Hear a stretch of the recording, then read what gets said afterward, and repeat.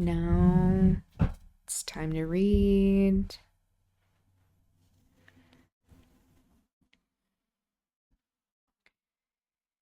Previously, Mr. Lockwood came back to Wuthering Heights.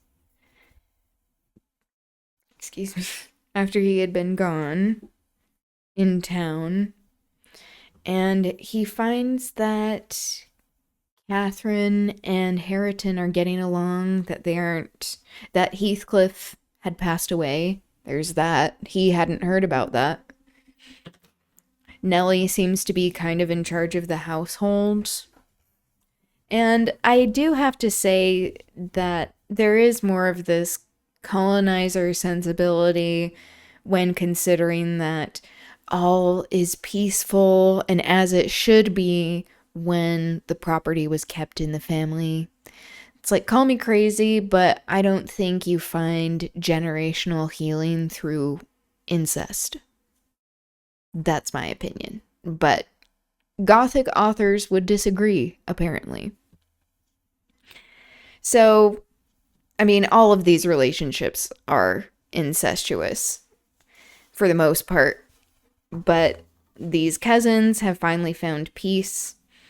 And now we are hearing a retelling of how Heathcliff passed away. He had a queer end. Same. Oh, a queer end? What? Okay.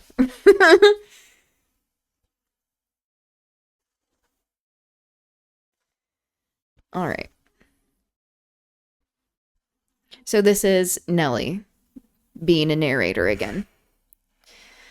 I was summoned to Wuthering Heights within a fortnight of your leaving us, she said, and I obeyed joyfully for Catherine's sake. My first interview with her grieved and shocked me. She had altered so much since our separation. Mr. Heathcliff did explain his reasons for taking a new mind about my coming here. He only told me he wanted me, and he was tired of seeing Catherine. I must make the little parlor for my sitting room and keep her with me. It was enough if he were obliged to see her once or twice a day. She seemed pleased at this arrangement, and by degrees I smuggled over a great number of books and other articles that had formed her amusement at the Grange, and flattered myself we should get on in tolerable comfort. The delusion did not last long. Catherine, contented at first, in a brief space grew irritable and restless. For one thing, she was forbidden to move out of the garden, and it fretted her sadly to be confined to its narrow bounds, as spring drew on. For another, in following the house, I was forced to quit her frequently, and... Whoops, I misread the line. And she complained of loneliness. She preferred quarreling with Joseph in the kitchen to sitting at peace in her solitude. I did not mind their skirmishes, but Hareton was often obliged to seek the kitchen also, when the master wanted to have the house to himself. And though, in the beginning, she either left it at his approach, or quietly joined in my occupations, and shunned remarking or addressing him, and though he was always as sullen and silent as possible, after a while she changed her behavior, and became incapable of letting him alone, talking at him, commenting on his stupidity and idleness, expressing her wonder at how he could endure the life he lived, how he could sit a whole evening staring into the fire and dozing. So we see the continued pattern of cruelty begetting cruelty, hurt people, where now that Catherine is experiencing all this trauma for the first time, she is insistent on having it come to the people around her, that she will then be cruel to the people around her, especially when there is this intersection of class, that she feels like people are more easily abused, or she justifies it more, from what we can see.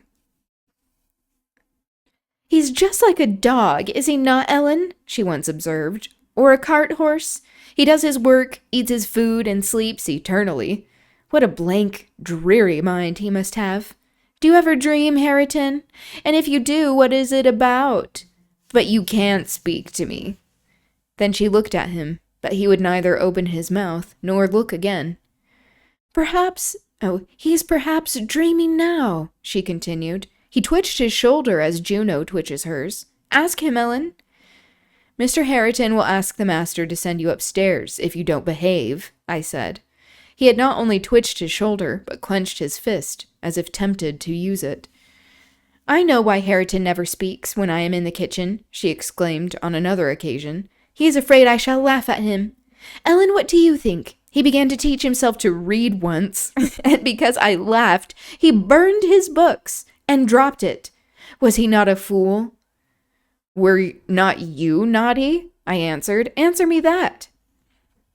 Perhaps I was, she went on, but I did not expect him to be so silly, Hareton. If I gave you a book, would you take it now? I'll try. She placed one she had been perusing on his hand. He flung it off and muttered, if she had not give over, he would break her neck. Well, I shall put it here, she said, in the table drawer, and I'm going to bed. Then she whispered me to watch whether he touched it, and departed. But he would not come near it, and so I informed her in the morning, to her great disappointment. I saw she was sorry for his persevering sulkiness and indolence. Her conscience reproved her for frightening him off improving himself. She had done it effectually. But her ingenuity was at work to remedy the injury. While I ironed or pursued other stationary employments, I could not do well in the parlor. She would bring some pleasant volume and read it aloud to me. When Hareton was there, she generally paused in an interesting part and left the book lying about, that she did repeatedly. But he was as obstinate as a mule, and instead of snatching at her bait in wet weather, he took to smoking with Joseph, and they sat like automatons. Automatons? Automatons. I always say it wrong. You say automatons. Automatons. One on each side of the fire, the elder happily too deaf to understand her wicked nonsense, as he would have called it, the younger doing his best to seem to disregard it. On fine evenings, the latter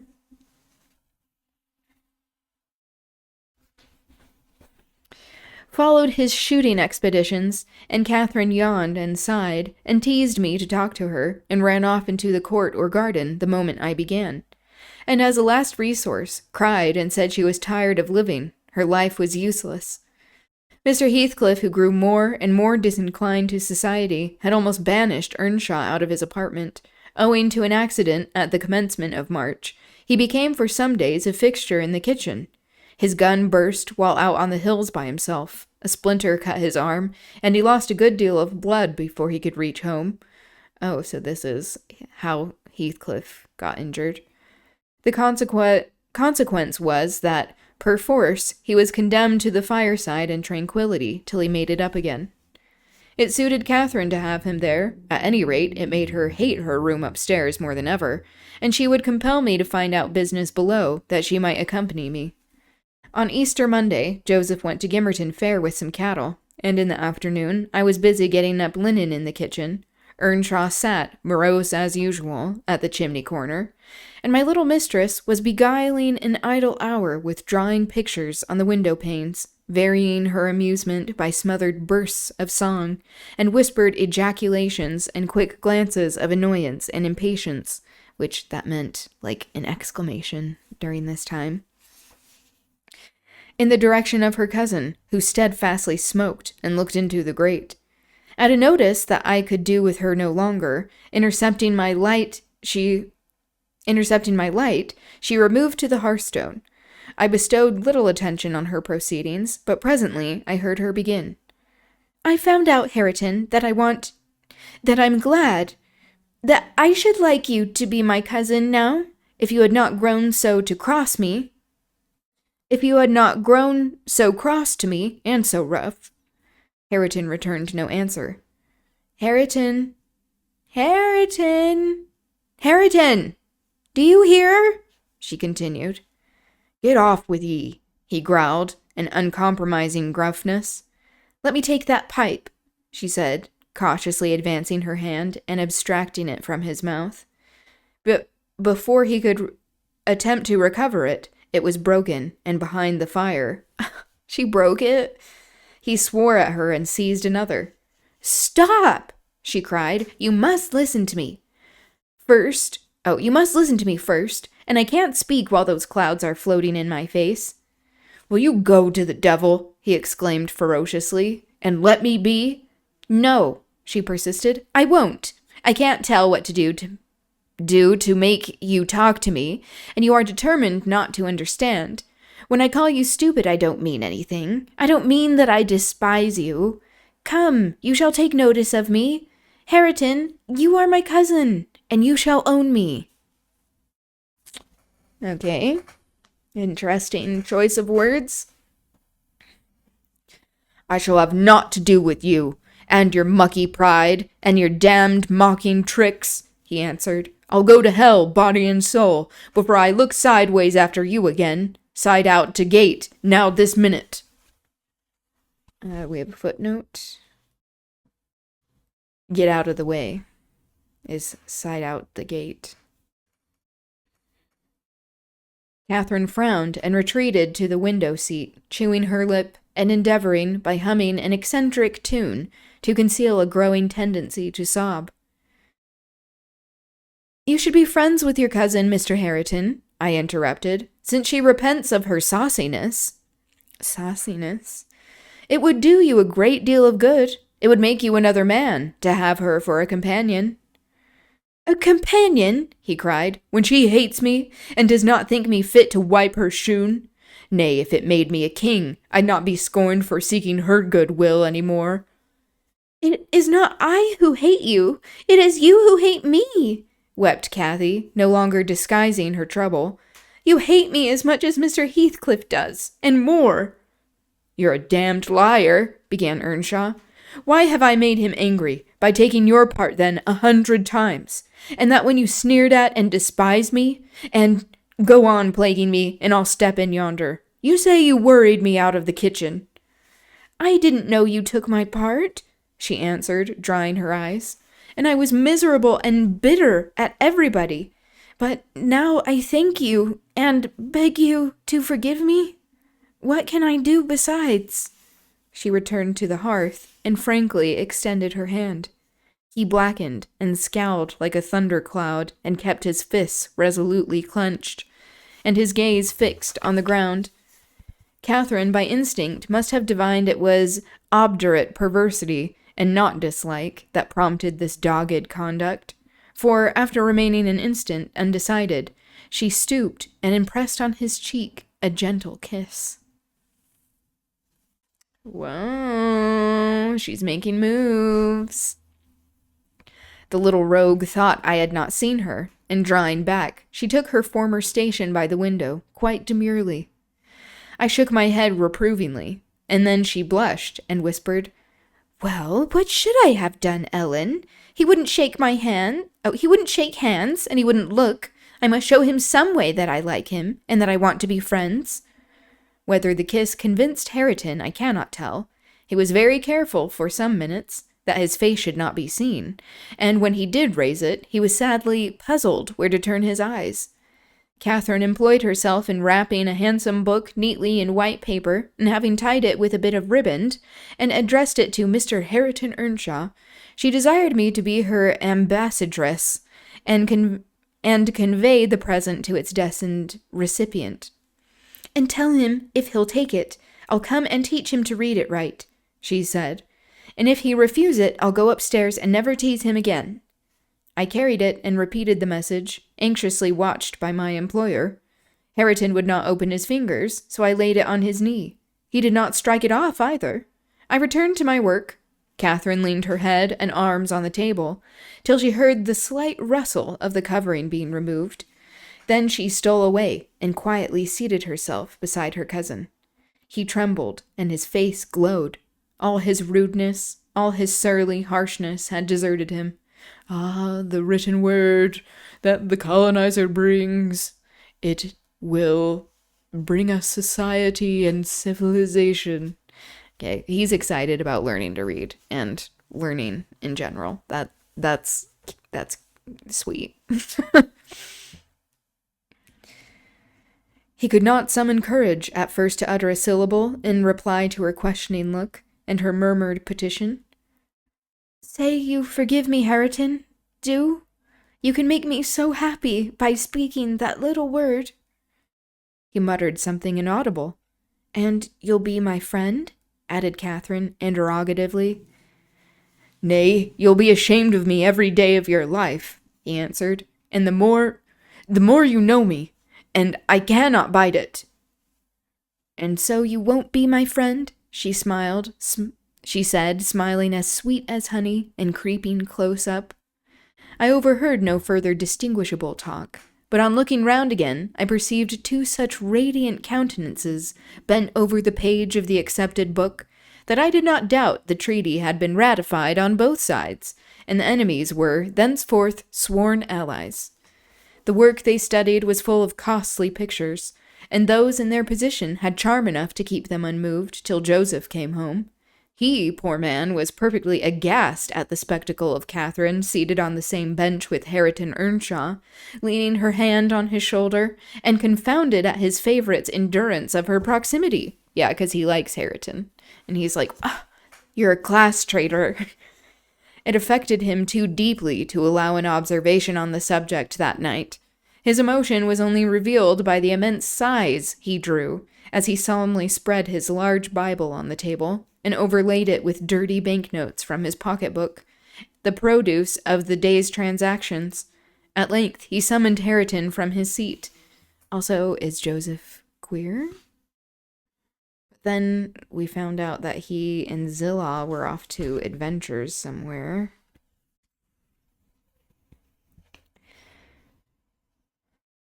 Take these into the maester, lad, he said, and bide there. I was going up to my own room. My accent's so bad, I'm sorry. I'm trying to read this vernacular.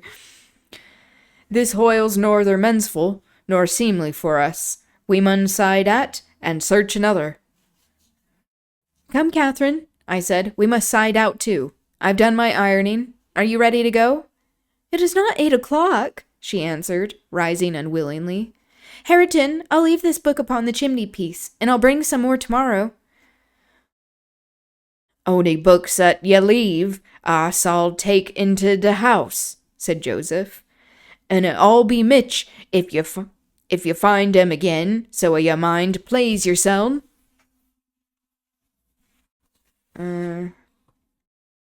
It will be lucky, which is it'll be Mitch. Kathy threatened that his library should pay for hers, and smiling as she passed Hareton, went singing upstairs, lighter of heart, I venture to say, than ever she had been under that roof before, except perhaps during her earliest visits to Linton. The intimacy thus commenced, grew rapidly, though it encountered temporary interruptions. Earnshaw was not to be civilized with a wish. Civilized because she's trying to elevate him in class. Oh, hello, Night and Love. Good to see you. How are you doing? And my young lady was no philosopher and no paragon of patience, but both their minds tending to the same point, one loving and desiring to esteem, and the other loving and desiring to be esteemed, they contrived in the end to reach it.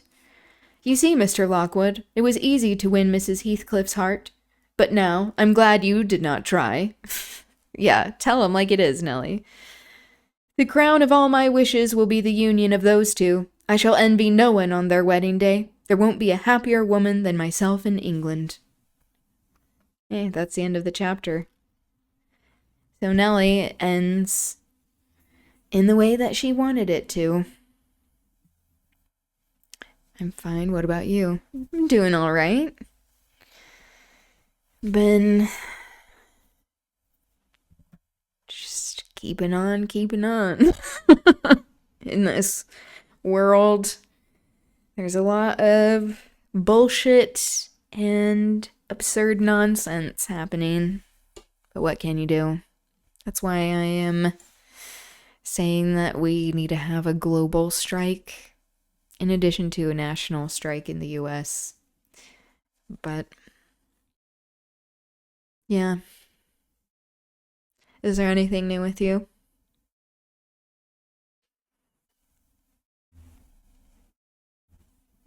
No, you're good.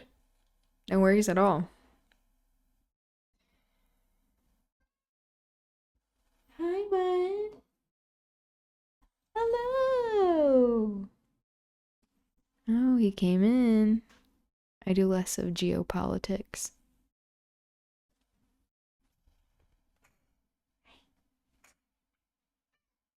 Hey.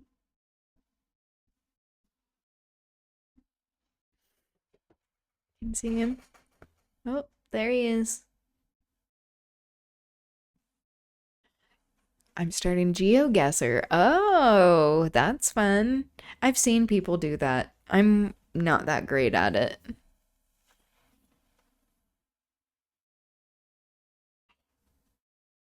How is it so far?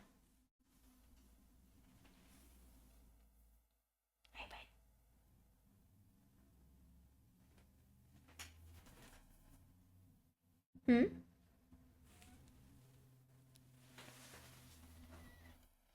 Okay.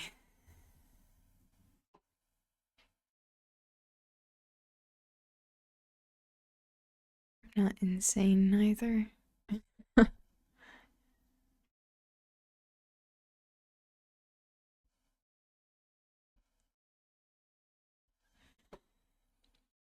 Okay. I think I'm going to hop off for the night. Sorry, just as you were jumping on. But it was good seeing you. I'll be on again on Monday around 2:30ish. But that's going to be it for me.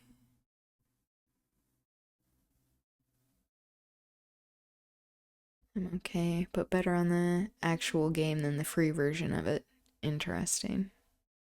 I may have to check that out.